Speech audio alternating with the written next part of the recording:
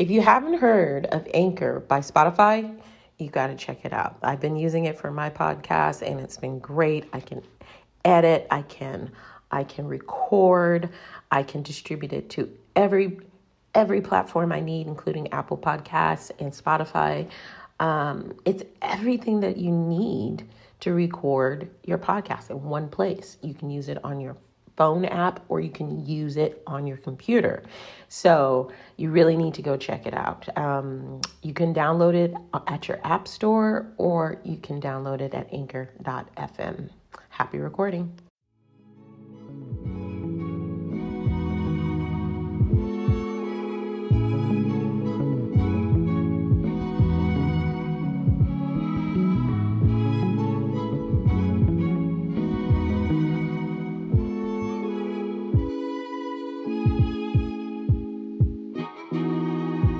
In this episode of EQaboveIQ, Parenting with Emotional Intelligence and Healing the Inner Child, I have the pleasure of interviewing Dr. Carrie Yazeed. She is a qualitative researcher, cultural critic, and best-selling author whose focus is women's issues. A former mental health therapist, she now uses her gifts and talents to bring awareness to workplace issues that impact the performance of marginalized and minority women. And boy, we need a lot of people like her in this world. Thank you for joining me today. Hello. Hi, thank you for having me. It is such a pleasure. Thank you for taking time out of your busy schedule to meet with little me and give my audience an opportunity to get to know who you are.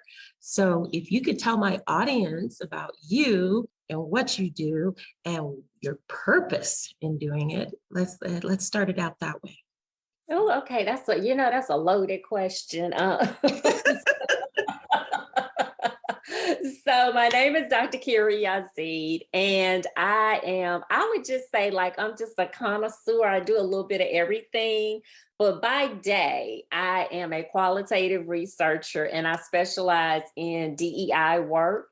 And in qualitative research and DEI, I am the person that goes in and collects the stories. So I'm like the story collector. And I get the real nitty gritty of what's going on with employees and in the workforce and what they see as being the real issues. A lot of times corporations tend to only focus on leadership, but the people who are really having the issues are usually your frontline workers, your middle management, underrepresented groups that come from diverse backgrounds, and no one ever captures their story. So that's what I go in and I do. I'm also a best-selling author. So I have 2 anthologies that were bestsellers, but overall I've written about 7 or 8 books. I kind of lost count. Wow. And by night, I'm a retired hot girl. So,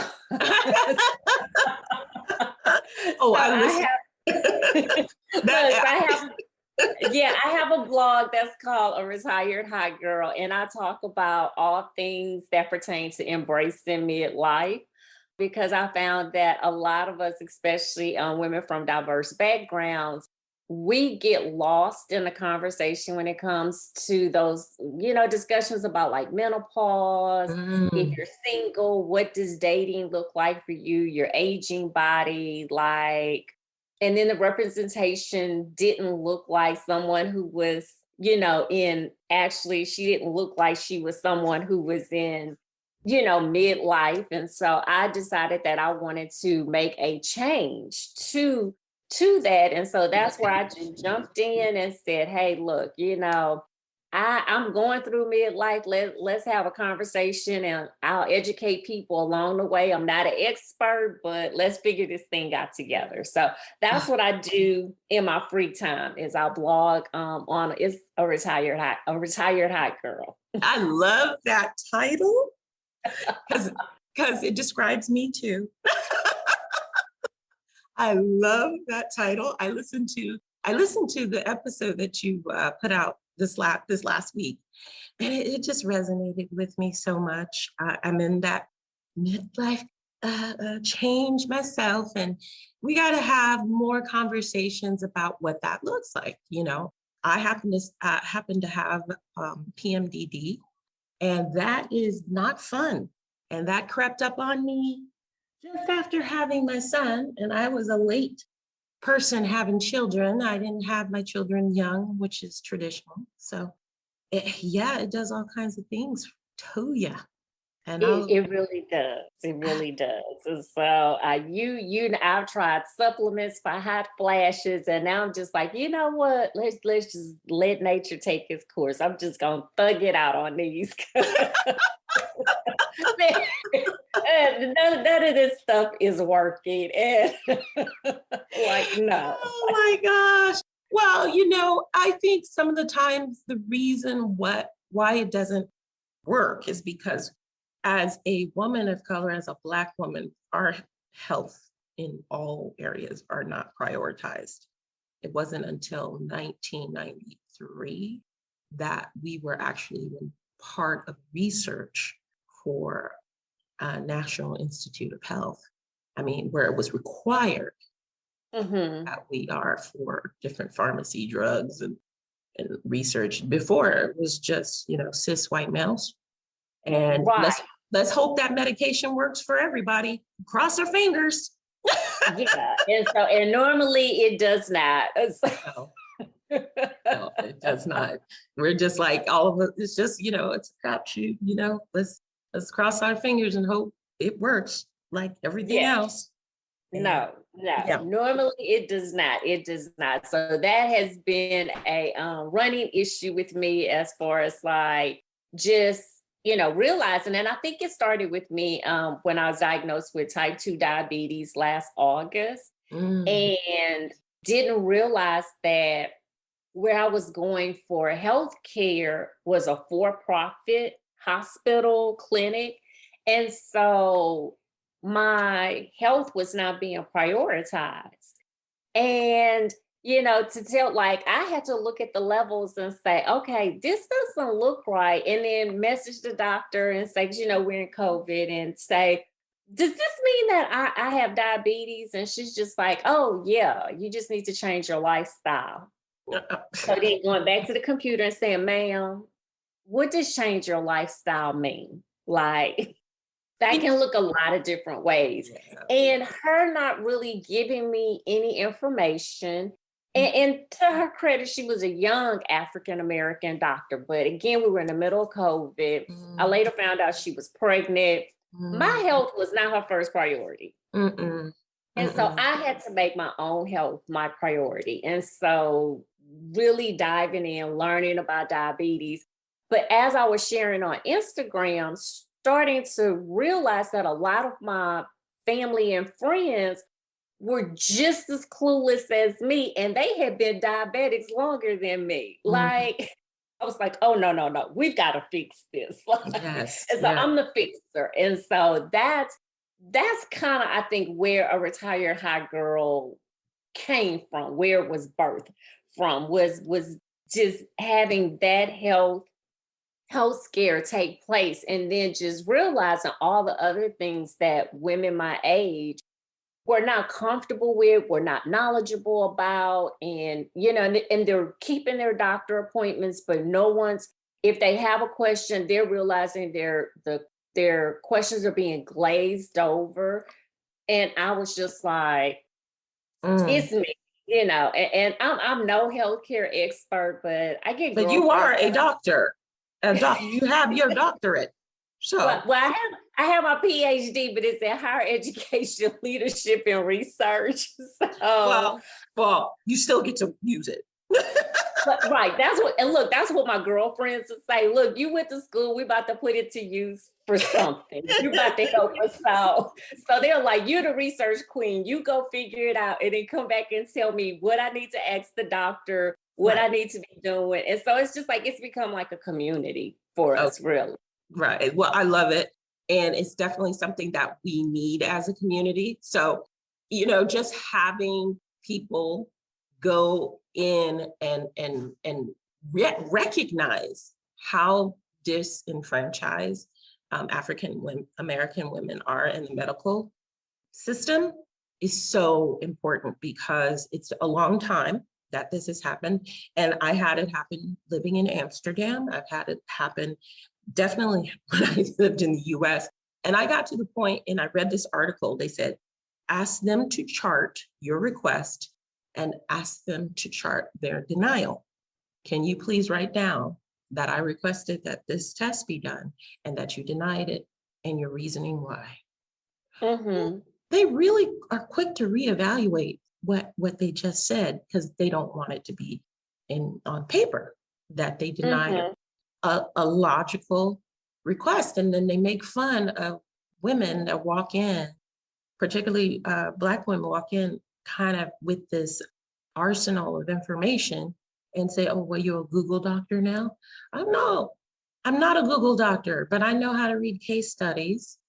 And if I read a case study that you should have read about my health of my community, you know what I mean? And then the possible medications or possible treatments, you should give me respect for the fact that I can read just like you. I was married. Exactly. I was married to somebody like that. It's, oof, he Yeah. hated.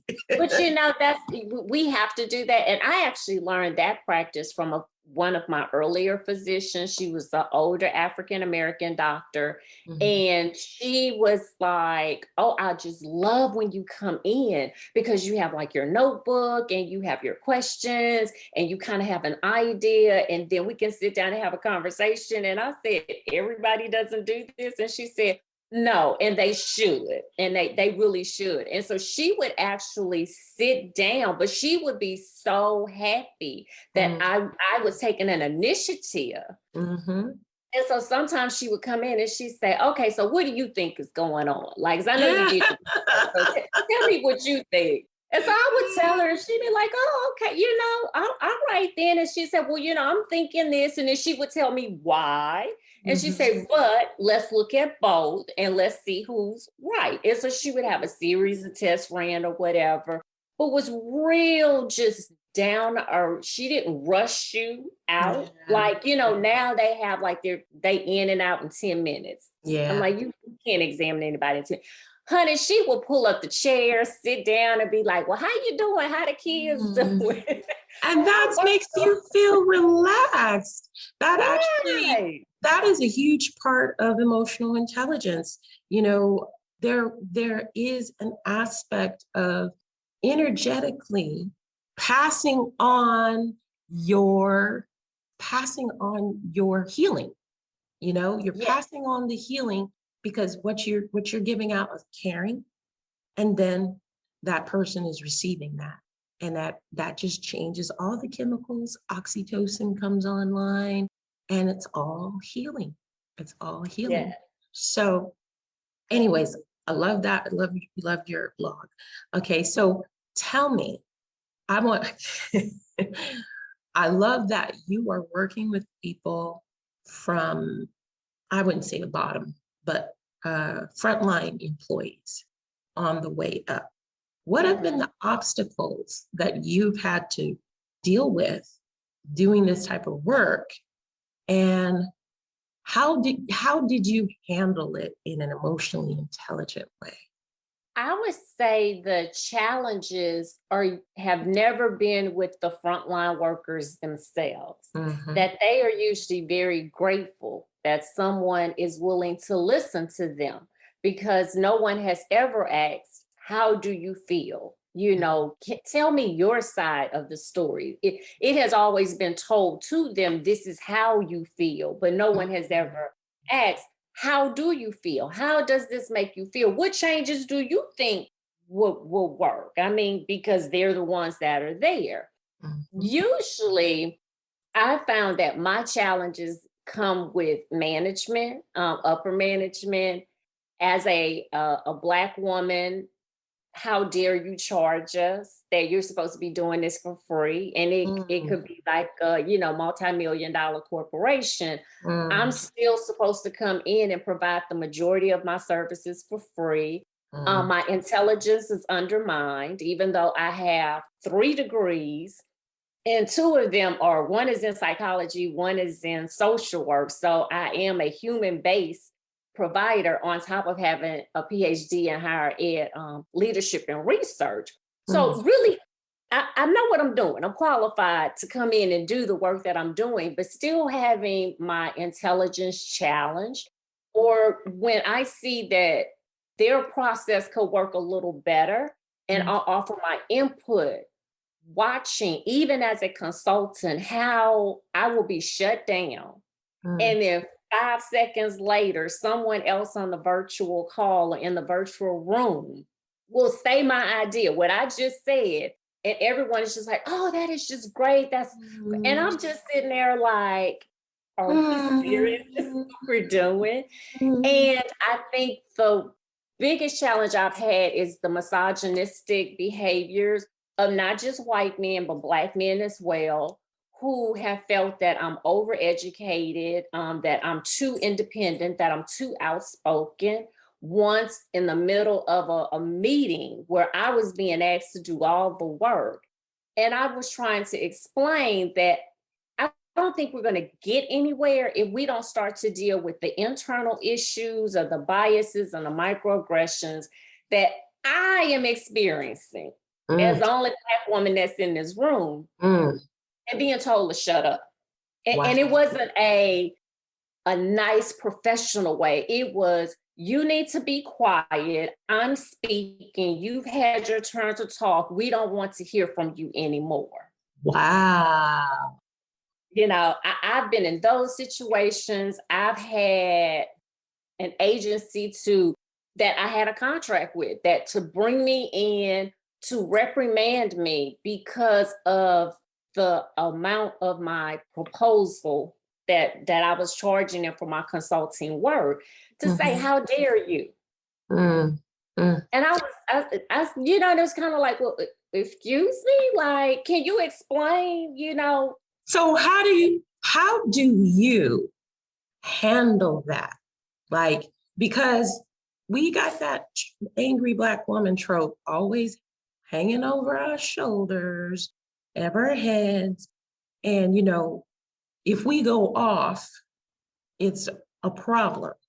Like, you know what I mean by go off, you know, even though we're not going off, we're rightfully expressing our anger, frustration, or disappointment.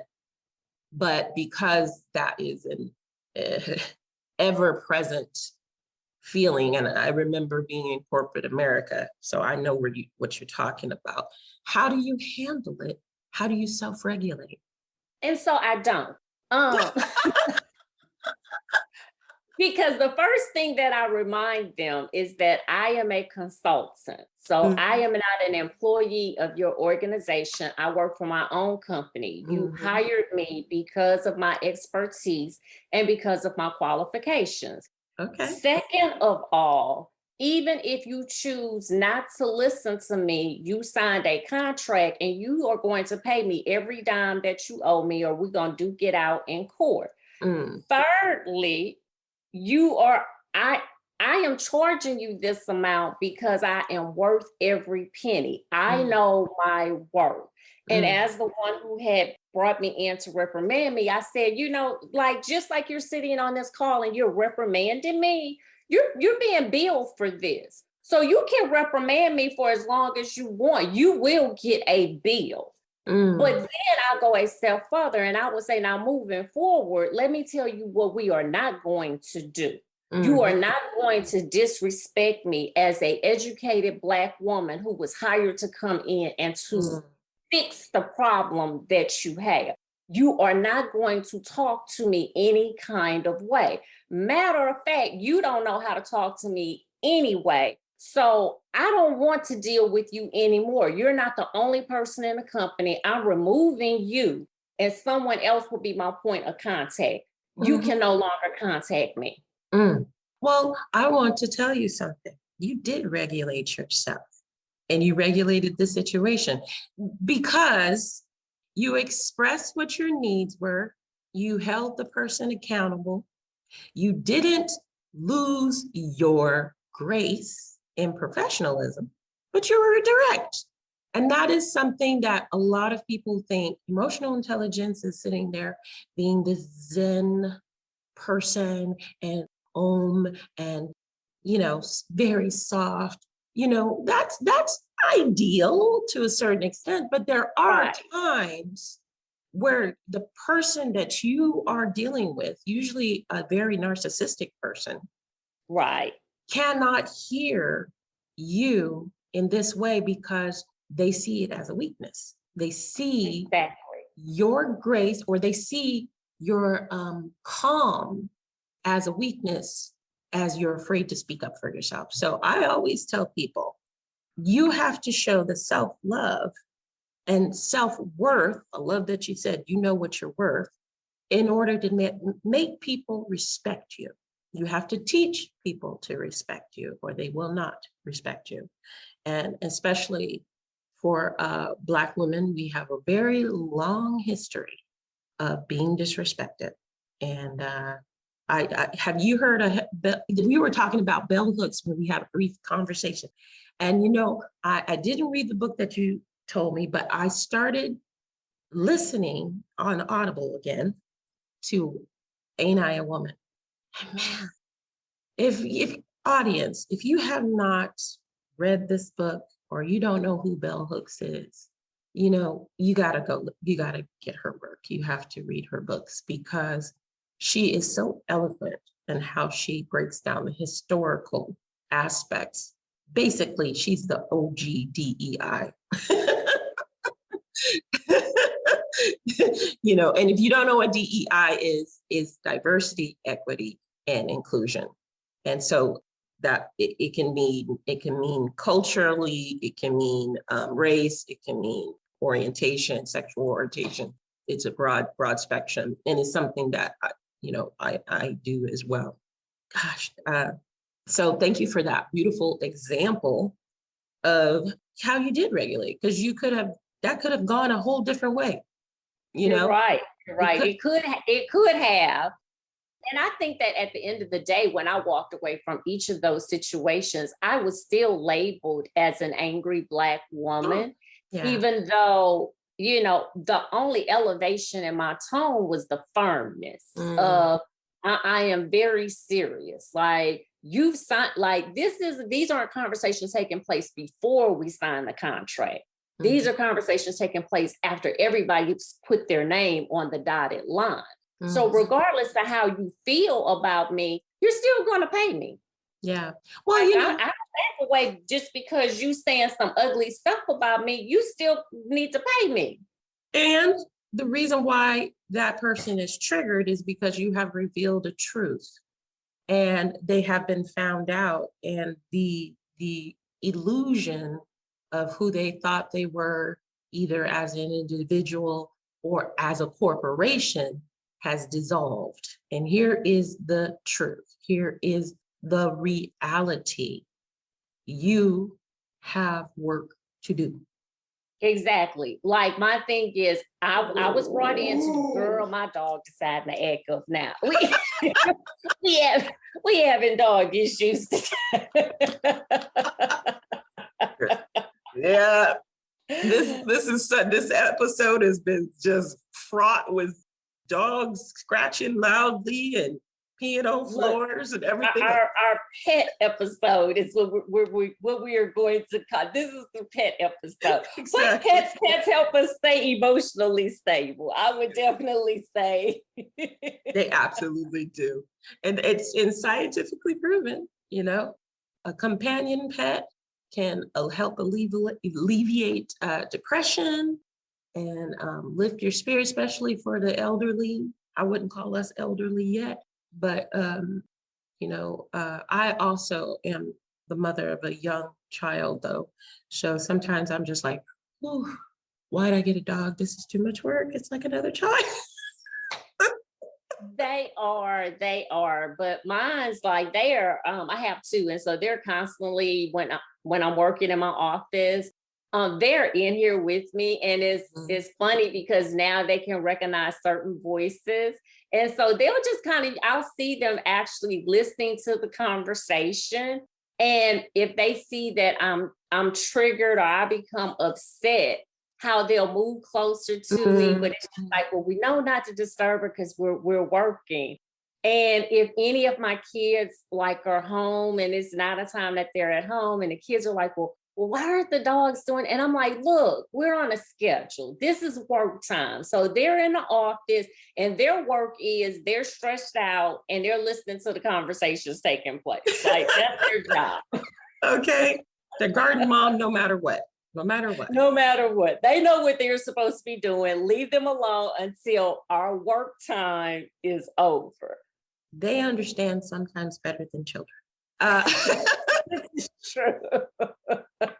But, I think that when those situations that we were just talking about, and I brought up bell hooks in particular, the world has to really awaken to the reality of what is right now.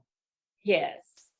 These issues that we have had, these divisions are perpetuated for a reason, on purpose, to keep us in a certain energetic field of stress, fear, scarcity. All these things are set up purposely because when we're in those states, we're less likely to unite.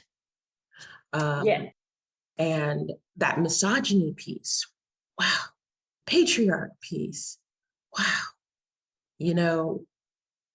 Bell Hooks brought up something and it made such sense. Okay, my quick little story. I got the city of Chicago sent me an RFP for my books. Now I'm a solo deal, I'm a little small shop. So I was like, whoa, cool. I have never done an RFP. So I was like, and then I'm looking through the paperwork. I was like, why the government got to make everything so complicated? Just tell me how many books you want. I will invoice you and let's call it a day. But there's like 15 million different forms. So I go looking over my business plan, which I do have, and I start looking through the different segments and I say, I think I got some things missing here. So let me hire somebody to just look it over, clean it up, do these things. Bell Hooks mentioned in her book that the African men and African woman dynamic is not what I believed it was. One of the things that I always was hopeful for was that in Africa, Black women were more respected. That was not the case. We are in Africa, we're not respected. And the reason why this correlates so much is that the man that helped me was from Africa, African Black man. I clearly filled out the questionnaire, said where my industry was. Do you know that he sent me back, part of your business plan is research to solidify what you do. He sent me back a business plan that had daycare as my industry. I said, where does it say daycare on any of my industry? He's giving me all these kinder care. It's like, I regulated myself. But I told him, you are revealing your bias. And he says, well, I'm in Africa. And I said, you are revealing your bias as an African man. As a Black woman, just because I work with children and children's books and education, I'm an educator, first of all, and I work in e-learning and I work in these areas. I'm an author. So where did you get daycare? Not that I'm knocking daycare people, but my questionnaire clearly said, these are my competition. Where did you get that? And he apologized profusely. I said, I want you to dig in deep and ask yourself why you assumed instead of clarified what direction I wanted to take. You were unsure and you just automatically say, okay, she's a woman, she's Black, that's insulting, quite frankly. But it's such a norm. And so her book, she breaks it down and she talks about that dynamic brought from Africa and reinforced with European patriarchy. And then how Black women in particular are always at the bottom, but they do most of the work. They do most of the work and they're usually the most educated. Now that's a very valid point. They're doing most of the work and they're usually overeducated. The disrespect that what would you call that? What's the underlying reasoning, do you think? I've got my theories. I want to know why you think that is. I think it goes back to, as far as Blacks in America, African Americans who are descendants of slaves, I think for us, when I look at how we are devalued, I think it stems from slavery and what was the value of a Black woman as a slave. I think that those ideologies have carried throughout the years, and they still show up in different ways, and that a white woman is still valued more than a Black woman, that a Black woman is only seen as property. She is only seen as being able to produce certain outcomes. Like and as being domesticated, working in a house, doing certain duties. We are not seen as being educated. We are not seen as being soft. We are not seen as being feminine. We are not even seen as being beautiful. And so when you think about those characteristics, but then you think about them in terms of slavery, the Black woman and the white woman is constantly being compared. But the comparisons is way off. Like, we are not seen in the same light as she is being seen. And that is by both Black and white men. It's not just white men. That they haven't taken us out of the context of slavery. And that has followed us throughout the years. So we're still expected to do all of the work, to not look pretty when we do it, sometimes to be angry and, disgruntled, and you're not grateful, when you're doing it. But then you really are the most knowledgeable because you've been doing it for so long. Like, you know how to maneuver, you know how to bring in other people to help you where it looks like you might be carrying a full load, but you got a couple of sisters back here that's just like, hey, you gonna throw me a few dollars, girl, you gonna babysit my kid, I help you out, I got you. Like, so we know how to work through certain situations, how to maneuver, how to pivot. But we're never given credit for all of that. And that's not associated with us being smart, intelligent. That's not associated with us being able to manage big projects, small projects. We're never given that much credit. But again, I think it stems back to how we were viewed in slavery, and that lens never changing for us in society. Yeah. As the mother of an African-American son too, I always find it very interesting that Black men in particular right now blame us for so much. And one of the things that they hear is like, oh, well, my mom abused me and my mom, was rough and all these things. And I always say that's possible because being African-American woman, we have to play both roles. Was your father there? Usually the answer is no. And this happens with white men too, because I'm in that particular situation where, my son's father is Caucasian. And let me tell you, the same language is there around their insecurity that you are doing these multiple things and are capable, but they can have whatever behavior that they want. So, with my son, I talk. And he goes, okay, mom, I heard you. Okay, mama. I said, are you sure you heard me? Because behavior is still going. How can I say it so that you get it, that you understand, Mm-hmm. you know? Exactly. And because obviously how I'm saying it doesn't work until my voice gets a little bit higher, and a little bit more pitchy, and a little bit more strong. And I don't really want to go there. I want to be peaceful. I want to say, hey, son, I need you to put your plate away. And I'd really like this to be the last time I ask you to do it. This is Mm-hmm. not new. This has been happening for a long time.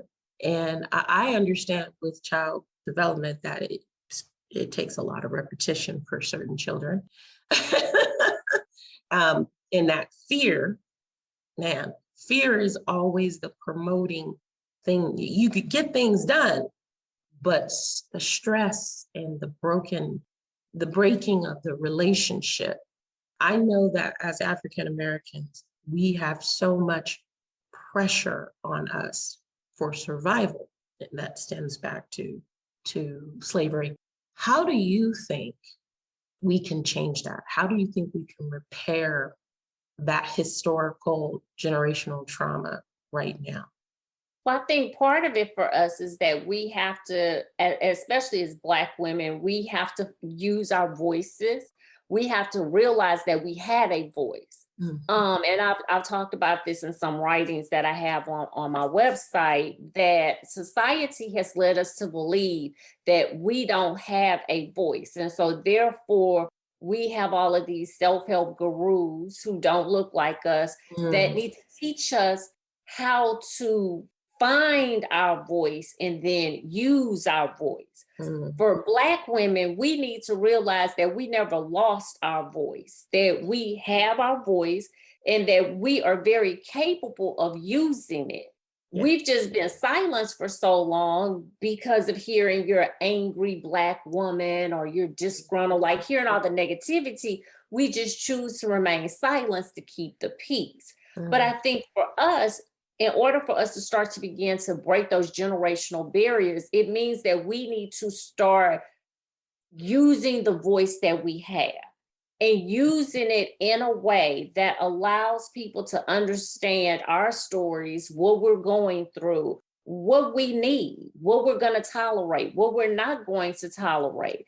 And also being okay with that. Sometimes the negative comments might come. That doesn't mean that you're a negative person. It doesn't mm, mean that you're a bad person. mhm. As a matter of fact, what it means is that you've made some people uncomfortable because of the uncomfortable conversation that you're having. But that conversation needed to take place. And you might be the first person, the first woman having that conversation with them, so they don't know how to handle all that you're bringing to the table. But my Mm, thing is, you don't hold back what you bring to the table. You bring all of yourself to the table. I'm like, you bring all of your Blackness, you bring all of your ethnicity, you bring it all to the table. You use your inner voice, you speak your truth, you talk about your worth as a woman, and you don't back down. You don't mm, back down. And I think if more of us did that, we will begin to see the changes that need to take place.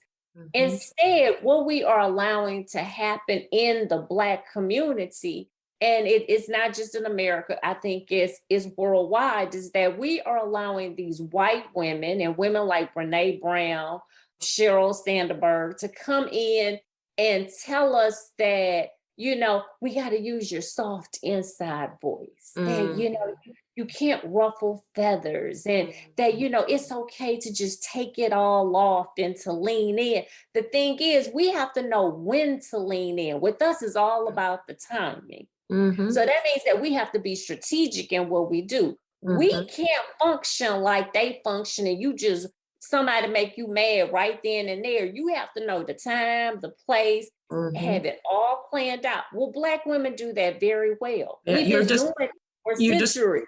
yeah, you're describing hypervigilance. Unfortunately, hypervigilance is a part of our DNA right now, So I agree with you about I've been looking for reading about, you know, different people other than we discussed a little bit before. I call it white psychology, Right. because it is geared towards white people because those were the research subjects. And the humanity has just been granted to us not too long ago to have emotions, to have feelings, and like you said, they're always on the in the negative sphere. Oh, we're always tone policed. And this also happens with people who are untraveled. Me and my son were laughing the other day because we were reminiscing about our trip to Morocco.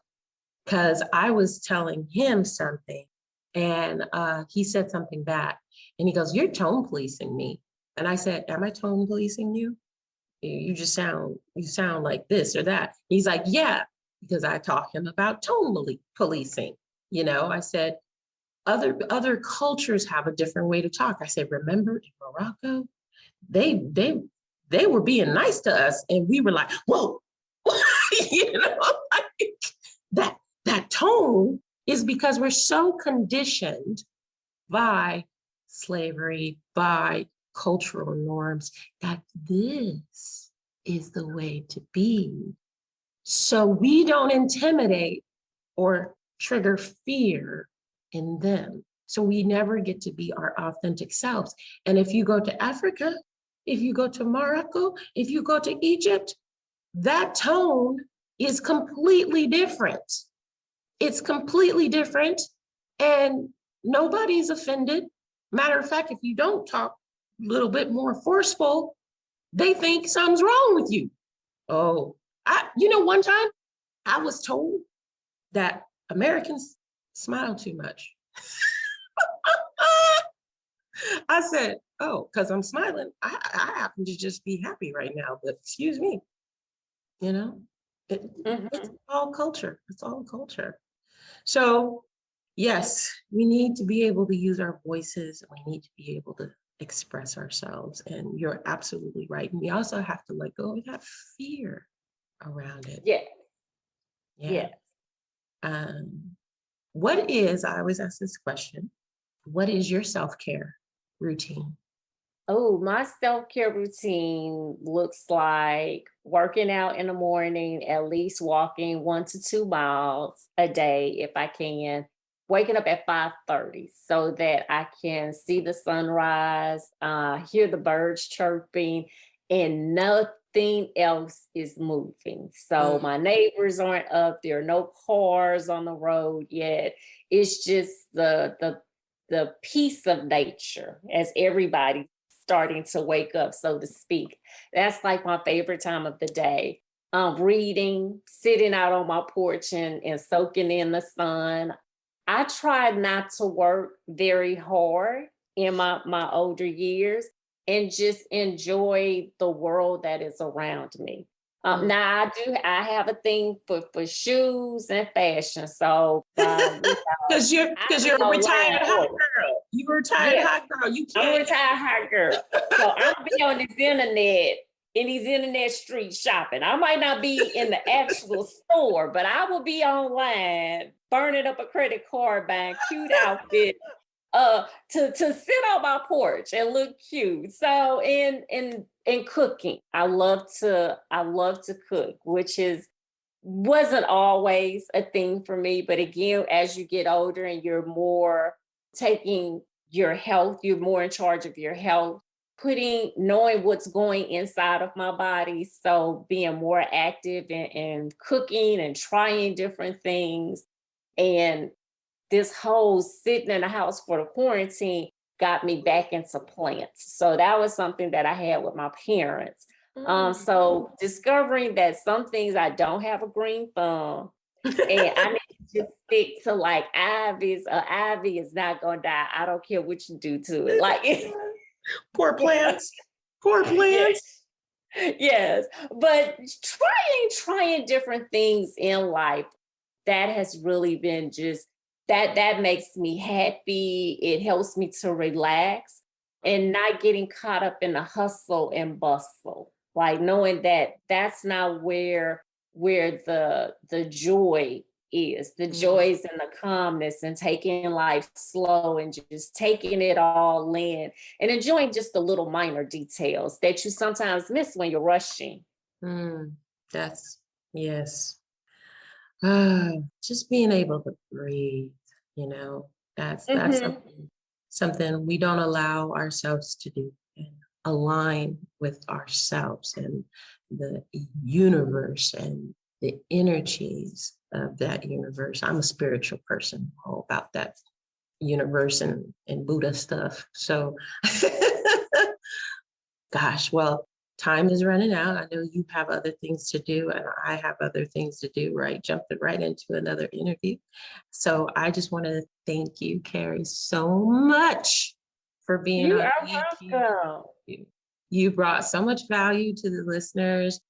Just hearing your journey as a Black woman, how you handle yourself, how you embrace yourself is so important, because it's a lesson not just for African American or Black people, it's a lesson for everyone to truly just embrace, love, and have compassion for yourself, because you I matter. agree. You I matter. And I agree. Well, thank you so much for having me and for giving me an opportunity to speak to your audience. and tell everybody where they can find you. Drop a couple names of your books, because I'm very curious too. And tell them where they can find you. Well, you can, for the 9 to 5 professional qualitative researcher, you can visit my website, drkiriyazeed.com. Now, after 5, the retired hot girl, you can head on over to retiredhotgirl.com. And that is like a weekly newsletter. But if you go to the site, you get to see all of the past posts. I also do short little informational podcast segments where I just share tidbits about things to help us get through midlife. And on social media, I'm very active on LinkedIn, but that's the professional side of me. And everything else that I do, you can follow me on Instagram and also Twitter. And again, on all platforms is drkiriyazeed.com. Oh, thank you. Thank you so much for being here. And I will talk to you soon. Thank you. What a great interview with Dr. Carrie Yazeed. She was so fun, and she also pointed out something that I really want to reiterate. For people of color, particularly Black people in the workplace, having our stories told and having diversity, equity, inclusion mean more than just having one employee who's a person of color or Black in your office is important. That means you're going to remove the variables that are going to make them feel uncomfortable and have their daily jobs difficult to do. I know as a former corporate slave that it was difficult being the only one. And so we need to create environments just like in school with our kids. We want the best education for our children. So some of us who are in a position to do that send our kids to the greatest schools that have the reputation as the greatest schools and education. But unfortunately, that variable of racism and non-inclusion is ever persistent. If we want to live in a more emotionally intelligent world, we're going to have to create space and actually make it not like abnormal. Make it a part of a normal experience for everybody to just feel included, just to feel a part of the world, because we're all in this together. And I think one of the things that we have and colonialism has done is othered people too much, to our detriment. I often wonder, what would it be like if colonialism never hit our shores all over the world? If, the Brits, the Dutch, the Portuguese would have just stayed in their own place and other countries did their own thing. What advancements would have happened? What advancements wouldn't have happened? What types of business deals would have been done where it was more equitable for the people of those places? It's something to ponder. And I know that we live in this reality of us against them and all this other stress that has to do with a mental illness called racism. It is always about profit, though. People profit off of racism. People profit off of division. People profit off of us not liking ourselves. So if we want to change our society, our world, ourselves, we're going to have to look at the macro and the micro. The macro of the reality affects the micro of your reality and vice versa. So let's work in duality because we have no choice in it. And let's see things from a bigger perspective rather than a small one. And let's embrace each other to heal, because the healing process is not a process that turns you into a Zen Buddhist monk.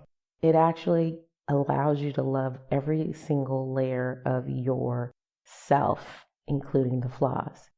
And therefore, you can love everybody else with their flaws until we end up working and becoming more emotionally intelligent and caring and empathetic with each other. We are in the beginning of a very vast awakening, and I'm really happy that people like Dr. Yazeed is doing the work that she is doing within the workplace, because our workplace is a part of our personal life as well. I know we like to divide it, but if you had a bad day at work, you're going to take that home, right? And if you wake up in the morning with a smile on the face, you're going to take that to work. So let's stop the division and separation and realize it's all one big ball of unity. And thank you for listening. I hope you have a blessed day.